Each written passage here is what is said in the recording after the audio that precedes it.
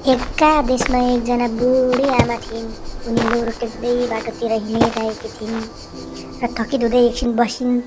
उनले यसो भुइँमा हेर्दाखेरि एउटा घाइते सुँगालाई देखिन्, जो एकदम घाइते थियो र के भएको रहेछ भनेर उनले त्यो घाइते सुँगालाई हेरिन् र हातमा उठाइन् र उनले भनिन्, कुन चाहिँ पापीले मारेको होला कि घाइते पारेको होला भनेर भनिन् र उसले त्यो सुगालाई घरमा लिएर आइन्। घरमा लिएर आएपछि उनले त्यो सुगालाई मलमपट्टी गरिदिइन्। केही दिनपछि त्यो सुगा ठिक हुँदै गयो र बुढी आमासँग खेल्न थाल्यो, उड्न थाल्यो यताउता।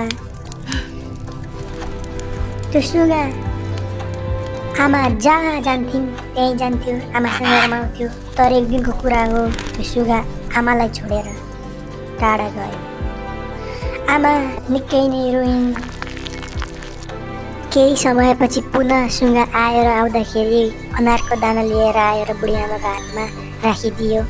ती बुढी आमाले त्यो अनार आफ्नो जग्गामा लगेर रोपिन्। बिस्तारै अनार बढ्दै गएर त्यो अनारमा सुनका दाना फल्न थाले। सुनको दाना लटरम्म फलेकाले बोट पनि एकदम रमाइलो देखिन्थ्यो। यो दृश्य गाउँकी एउटी लोभी बुढी देख्छे र सबै कुरा पनि थाहा पाइसकेकी हुन्छे। ऊ डाहा गर्न थाल्छे। आखिर उसलाई मात्र किन भयो, मलाई पनि यस्तै हुनुपर्छ, म पनि यस्तै गर्छु भन्छे। र ऊ पनि घाइते सुगा खोज्दै बाहिर निस्किन्छे, दगुर्छे। उसले घाइते सुगा काहीँ पनि भेट्दिन, यताउता हेर्छ केही भेट्दिन। तर यसो भुइँमा हेर्दाखेरि उसले एउटा सर्पलाई देख्छे। ऊ खुसी हुन्छे, अब यही सर्पलाई मार्छु र उपचार गर्छु भन्छे र उसले त्यो सर्पलाई हिर्काउँछे। अनि त्यो सर्पलाई लिएर घरतिर जान्छे र औषधि उपचार गर्छे। अनि त्यो सर्पलाई सुनको दाना फल्ने बिउ माग्छे।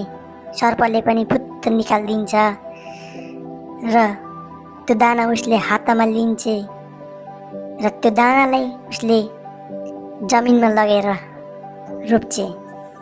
जमिनमा लगेर रोपेर उसले पानी हाल्छे। म पनि त्यसरी धनी हुनु पर्यो भनेर भन्छे। तर उसले रोपेको बिउबाट भने विषालु सर्प, विषालु जीवहरू निस्किन्छन्। यो दृश्य देखेपछि त्यो बुढी एकदम डराउँछे र छक्क पर्छे।